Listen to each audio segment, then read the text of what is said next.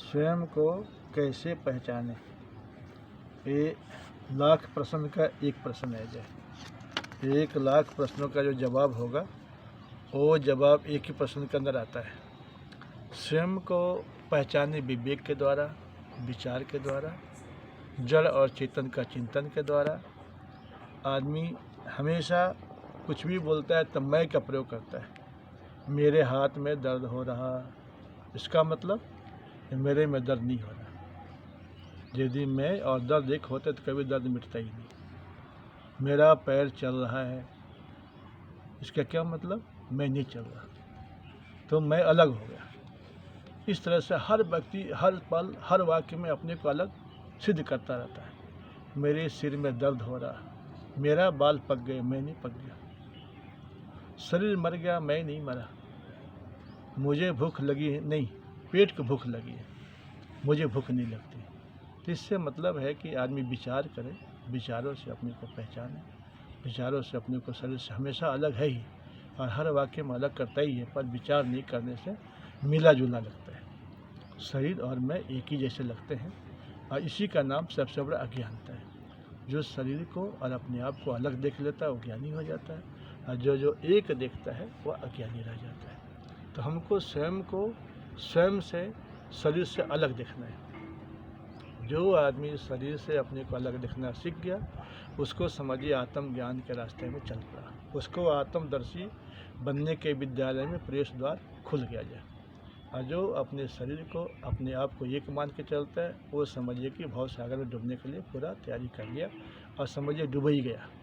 इसीलिए हमारे को स्वयं के उद्धार में स्वयं ही हम कारण बनते हैं। जब तक हम स्वयं नहीं चाहेंगे अपना उद्धार, हमारा उद्धार कोई नहीं कर सकता है। इसीलिए स्वयं के उद्धार में हम स्वयं ही कारण हैं, और स्वयं के उन्नति में हम स्वयं ही कारण हैं, और स्वयं के पतन में भी हम खुद ही कारण हैं। तो हमें क्या करना चाहिए? हर पल विचारते रहिए कि शरीर का अलग है, मैं अलग हूँ। शरीर क्या है? एक औजार है, और हम क्या है? कारपेंटर हैं।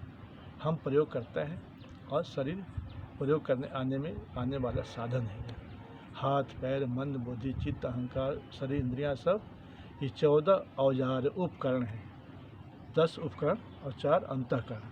ये चारों करण का मतलब कार्य करने का सामग्री, औजार।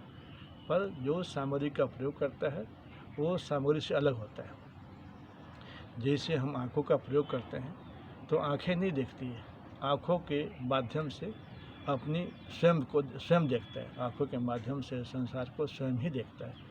कानों के माध्यम से स्वयं ही संसार की सुनता है। आँखें न देखती है, न कान सुनते हैं। इसी प्रकार से जीवन में जो परिवर्तन आता है वो अलग है, और जो परिवर्तन को देखता है वो अलग है। तो जो परिवर्तन को देखता है वो स्वयं है, और जिसमें परिवर्तन देखता है वो शरीर और संसार और है, और वो अलग है। तीसरी तरह जब आदमी विचार करेगा, स्वयं का चिंतन करेगा शरीर से अलग, तो इससे अपना परिचय मिलता है, अपनी पहचान मिलती है। और जब आदमी अपने को पहचान जाता है तो उसकी जानकारी का सदुपयोग शुरू हो जाता है, उपयोग करना जान जाता है। कि आदमी विचारे कि हमारे जीवन का क्या लक्ष्य है, हम किस लिए जीते हैं, कौन जीता है और कौन मरता है।